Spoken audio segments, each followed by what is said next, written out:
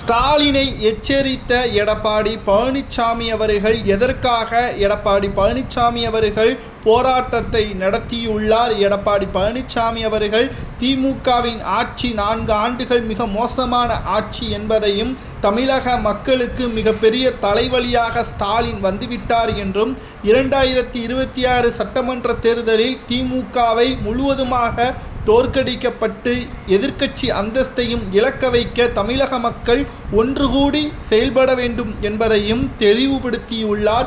என்ன காரணம் என்பதை இந்த வீடியோவில் முழுமையாக பார்க்கலாம். புதிய பார்வையாளர்களாக இருந்தீங்கன்னா மறக்காம நமது சேனலுக்கு ஒரு சப்ஸ்கிரைப் மட்டும் பண்ணிருங்க. அதாவது இச்சிபுத்தூரில் உள்ள எம்ஆர்எஃப் தொழிற்சாலையில் பணியாற்றி வரும் தற்காலிக தொழிலாளர்கள் மற்றும் கோரிக்கைகளை வலியுறுத்தி போராட்டத்தை நடத்தி வந்தனர். இவர்களுக்கு ஆதரவாக அதிமுகவினரும் போராட்டத்தில் ஈடுபட்டனர். இந்த போராட்டத்தை நடத்துவதற்கு நீதிமன்றம் தடை விதித்த போதிலும் அதனை எதிர்த்தும் அதிமுகவினர்கள் போலீசார் அனுமதி அளிக்காத போதிலும் கூட போராட்டத்தை நடத்தி சிலர் கைதும் செய்யப்பட்டனர்.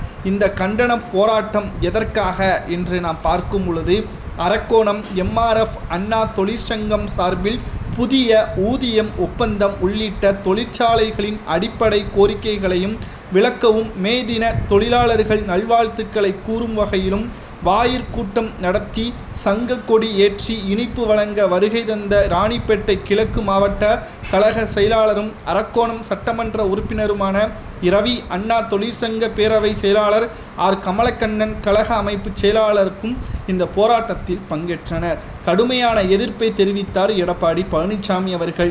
முன்னாள் நாடாளுமன்ற உறுப்பினருமான கே ஹரி உள்ளிட்ட கழக நிர்வாகிகளை விடியா திமுக மாடல் அரசு இன்று காலை கைது செய்த அராஜகத்தை வன்மையாக கண்டிக்கிறேன் என்றும் இதுபோன்ற பூச்சாண்டிகளுக்கெல்லாம் பயப்படுபவர்கள் அதிமுகவினர்கள் அல்ல என்றும் நிச்சயமாக உங்களை அடக்குவோம் என்றும் ஸ்டாலினுக்கு அரசு ஏவி விட்டாலும் அவைகளை எல்லாம் நாங்கள் ஒன்றுமே மதிப்பது கிடையாது. நிச்சயம் ஸ்டாலினின் கையாளாகாத தானத்தை 2026 சட்டமன்ற தேர்தலில் ஒட்டுமொத்தமாக முடித்து வைப்போம் என்றும் எச்சரிக்கை செய்துள்ளார். எடப்பாடி கூறியது சரியா தவறு என்பதை கூறுங்கள்.